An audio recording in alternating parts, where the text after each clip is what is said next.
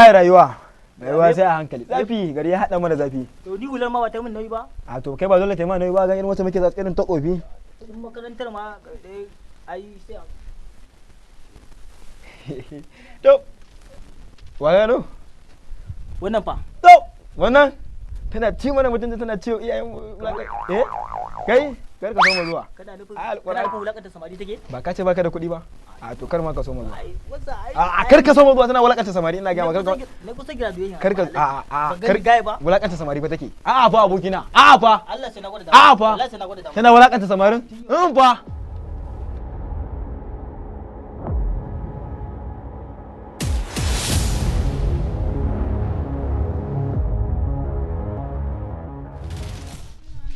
Yan mata jima da Allah. Ni ko? Ke mana ina son magana da ke ne. To.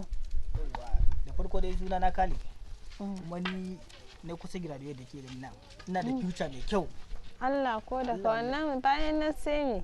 Ina da future mai kyau na ga miki ina sa rai nan gaba na gama makaranta komai normal. To in tambaye ka. Allah ya sa na sani. Kana da mota? Mota kuma ni da nace miki ina da future mai kyau nan gaba ai zan saya. Kana da mashin? Na mashin. Ba da komai da ke gani na ina da future mai kyau ina sa na gama zan samu. Haka ka zo guri na? To ba zan zo gurin ki haka ba ba ki gandi gaye ba ne.